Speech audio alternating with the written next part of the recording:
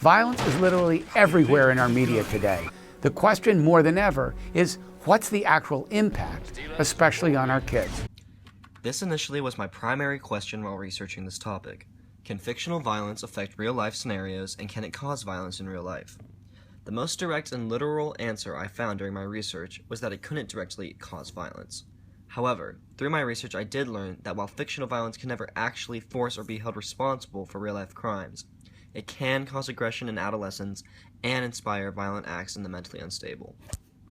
So from there, my research turned to finding out how best we can prevent these violent acts. The most simple answer I found was censorship. Sadly, and I don't mean to contradict myself, censorship isn't exactly a simple answer. Who should censor television for young children? The top two answers to that question were the parents of the children or the government. And with censorship being such a broad topic, I decided to use this multimodal experience to find out what my peers and adults in my life thought of the issue of censorship. I started by showing several friends a clip from my favorite show, HBO's Game of Thrones. The clip is extremely violent and is actually what inspired me to choose this topic for my research. It shows three of the show's main characters, including a pregnant woman, betrayed by allies and then quickly slaughtered in a brutal manner. While the clip is important to me, nearly all of the friends I showed it to hadn't seen it, so I was able to get authentic reactions. I showed my friends the clip completely unedited, and then I showed them a censored version and asked them about their experience. The clip, or better known as the Red Wedding, worked so well because even first-time viewers and those who didn't watch or know the show were able to connect to the doomed characters. A widowed mother, her son seeking to avenge his father's murder, and his beautiful, caring, pregnant wife are all likable characters the audience wants to root for. So, the violence that ultimately ends the Stark family is extremely important to the scene. While it may be difficult to watch, I found the censored version lacked the intensity and substance the unedited version possessed, including the raw emotion and brutal but necessary violence to the storyline, which is why I found the censored version harmful, because it's almost an infringement on freedom of speech. It takes away from the vision that the producers originally intended on being shown. The whole idea of censorship is complicated, because too little can leave young children susceptible to inappropriate media for their age. But too much censorship can lead to the filtering of ideas and ideological stances, especially from the government. Either way, it is quite a cutthroat process, and I wanted to find out if my peers and the adults in my life agreed with me.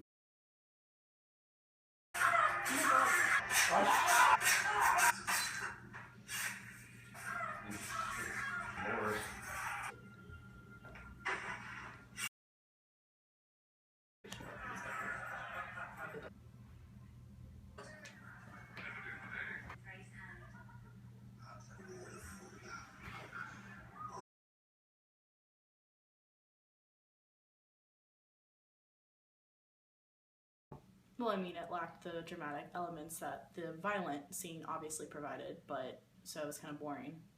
Obviously, one gave you more detail, and the other one was like left you more to figure it out on your own. And there was missing a lot of the plot line. There really wasn't any climax to the scene or anything. Boring. There was no plot. It didn't have anything substantial. Definitely the first one, because it was so dramatic and so violent. It enticed the viewers more. I liked the non-censored more. I prefer the uncensored version because without uncensored drama or action or violence in this case, there's no substantial plot line.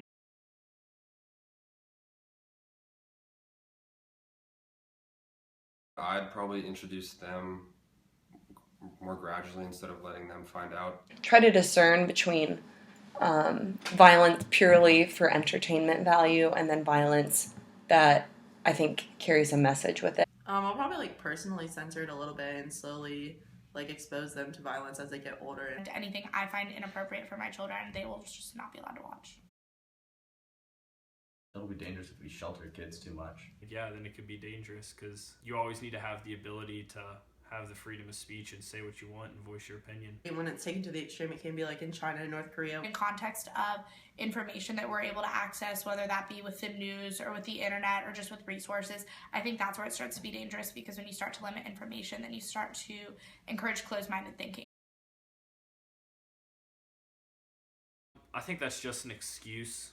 No sane person is going to see fictional violence and think that that actually will cause them to commit actual violence. To say that it caused you to commit that act would be to take a degree of personal responsibility away from yourself. I don't believe that. I think that it's definitely like an underlying motive that comes in their brain. That those people just use fictional violence as a scapegoat for a stronger underlying issue that they have.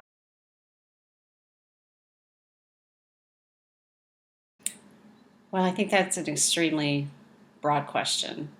As we had all of the children, there began to be a pretty big age difference, and what I would feel was appropriate and what was not. I monitored the programs that my children watched. They were only really allowed to watch an hour of TV. There should be some type of censorship and regulation on TV, and I believe that the government is the agency to do that. I don't mind the rating on different shows on whether it's age appropriate or not. Again, it's one of those areas that's not necessarily black and white. Around age 12, 13, but if I came upon them watching a program that was inappropriate, it was, immediately off the table. I guess I should ask, at what point did the children take over where I'm kicked out of where the TV is, because I don't like to watch what they're watching. Okay. If there's something that comes on that I feel is inappropriate, then I will ask them to turn the channel. Those who commit acts of violence, there's something a little deeper than watching things that are on TV. Can different shows be dangerous for certain types of people? It could. You can't blame something for the majority of people who act within the confines of our laws. Explain to your children that it's fictional. I would limit TV watching in general. There needs to be parent involvement, and then utilize the tools that are given to us on these different websites and the rating of different shows.